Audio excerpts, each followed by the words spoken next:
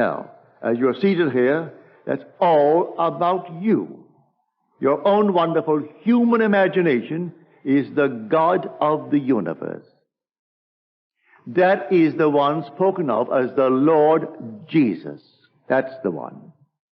Is it really true? Well, you're called upon to test it. Test it and see if it's true. Now, I have a letter on me tonight. I really should read it, but I'm not going to. I should read it just as he wrote it, but I'll tell you the contents of the letter. This gentleman hasn't been here in years. The last time I saw him was at the E-Bell. Well, you know, who have been coming since the E-Bell, how long that has been.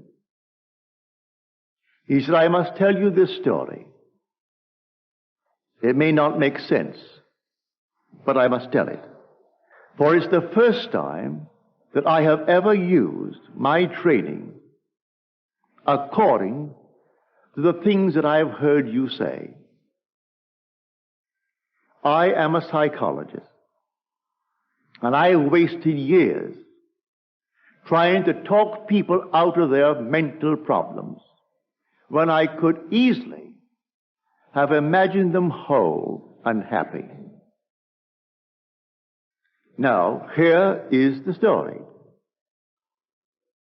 He said, a friend of mine, this lady, claimed that she was in many ways abnormal.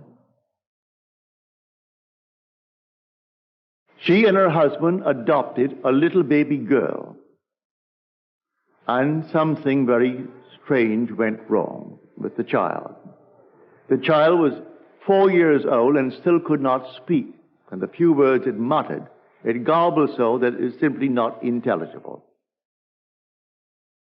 But in the 4 years talking to her, there was progress.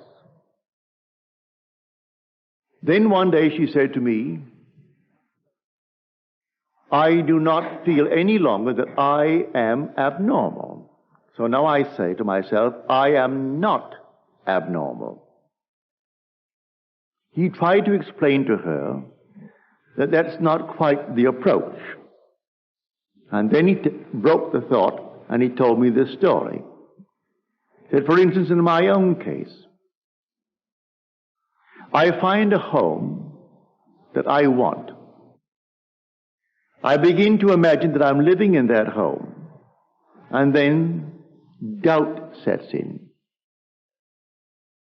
with the result that that doubt materializes into a person. And that person has more money than I have, and he buys the home, leaving me out in the cold. I know from that experience that every person in my world only reflects a mood in me. Everyone that I meet, whether I know them or a stranger who buys the home that I wanted, when the doubt set in, the doubt materialized into a person. I didn't know him, but he only reflects that mood of doubt in me. So he has more money and he buys the home, and I am out in the cold. So I reconstructed a sentence for this lady. And I said, no longer must you say, I am not abnormal. You must now begin to say, I am perfectly normal. She said, I do not feel that. He said, I do not care whether you feel it or not. You must begin to persuade yourself that you are perfectly normal by repeating within yourself, I am perfectly normal.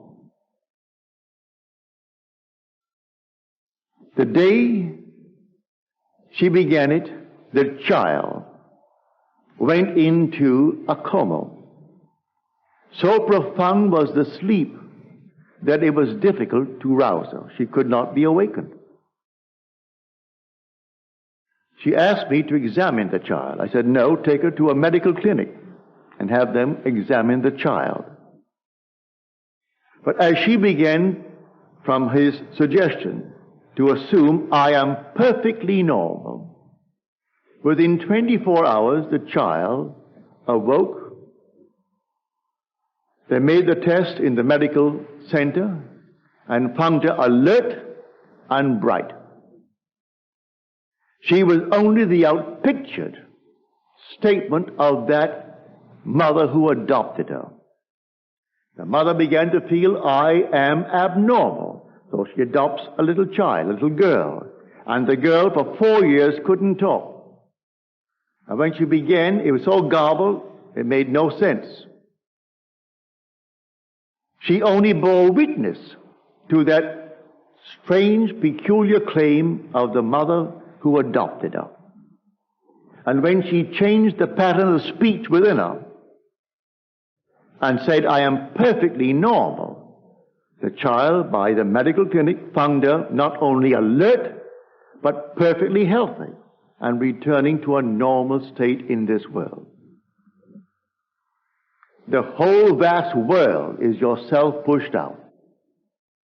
All that you behold, though it appears without, it is within, in your own wonderful human imagination, of which this world of mortality is but a shadow.